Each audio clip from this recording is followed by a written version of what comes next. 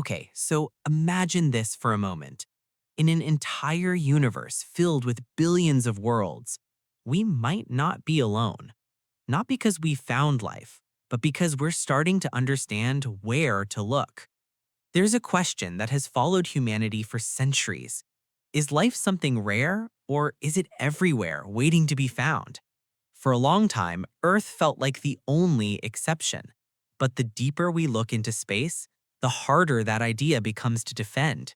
Because across the solar system and far beyond, scientists are finding places that don't look alive, but don't look completely dead either.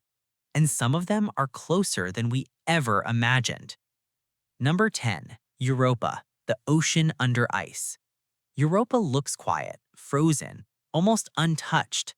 At first glance, it seems like a world where nothing could survive. But beneath that thick shell of ice, there's movement. A vast ocean lies hidden below the surface, possibly holding more water than all of Earth's oceans combined.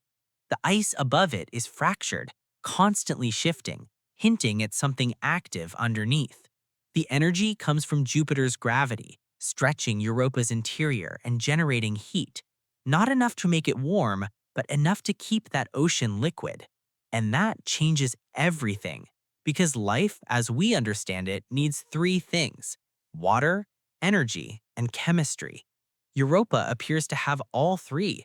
NASA has even detected plumes of water vapor escaping into space.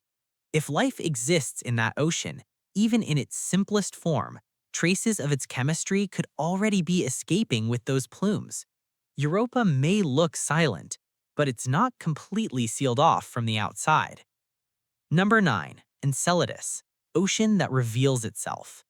Enceladus was once ignored, just a small moon of Saturn, until it wasn't. When NASA's Cassini spacecraft flew by, it discovered something unexpected: massive geysers erupting from its south pole, launching water, ice, and gas into space. This wasn't a frozen world. It was active. Scientists analyzed those plumes and found water vapor, salts, and organic molecules, the kind of ingredients often associated with environments that could support life. Further evidence suggests a liquid ocean beneath the surface, and even hydrothermal activity on its floor. On Earth, similar environments exist in the deep ocean, where life thrives without sunlight, powered only by chemical energy. Enceladus doesn't prove anything yet, but it presents a possibility that's difficult to ignore, because here, we don't have to dig through ice. The ocean is already coming to us. Number 8, Mars, a world that remembers. Mars doesn't look alive today. It's dry, cold, and exposed, a place that seems to have lost something essential. But Mars also has a memory. Ancient riverbeds, mineral deposits, and vast landscapes shaped by water all point to a different past, one where liquid water flowed across its surface for millions of years. And where there's water, there's the possibility that life might have once followed. NASA's rovers are not searching for creatures, they're searching for traces: chemical fingerprints, subtle patterns in rock, preserved signals of something that might have existed long ago. Organic molecules have already been found. Methane appears in the atmosphere, then disappears, a mystery still in debate. None of this confirms life, but it keeps the question open. Mars may not be alive today, but it might not have always been this empty. Number 7, Titan, familiar but not the same. Titan is strange in a very specific way because it looks almost like Earth. It has rivers, lakes, clouds, and rain, but none of it is water.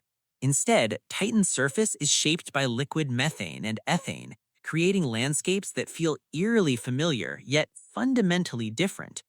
Beneath that surface, scientists suspect a hidden ocean of water mixed with ammonia. Two layers, two chemistries, and above them, a thick atmosphere rich in organic molecules, some of the same building blocks associated with life on Earth. But if life exists here, it wouldn't follow the same rules. Different liquids, different chemistry, possibly a completely different biological logic. Titan isn't just a candidate for life. It's a reminder that life might not always look like life as we know it. Number 6, Venus, Life in the impossible. Number 6. Venus is often described as Earth's twin, but it feels more like its opposite. The surface is brutally hot, the pressure is crushing, the atmosphere is toxic. For a long time, it was dismissed entirely, but higher up in the clouds, conditions become unexpectedly mild. Temperatures and pressures begin to resemble those on Earth's surface. That's where the question begins. In recent years, traces of phosphine gas were detected, a molecule that on Earth is often associated with biological processes, although not exclusively. The discovery is still debated. It may be chemistry we don't fully understand, or something else. Venus forces a different perspective, not where life should exist, but where it might still survive. Number 5. Exoplanets. The scale changes. Beyond our solar system, everything expands. NASA has confirmed thousands of exoplanets, worlds orbiting distant stars.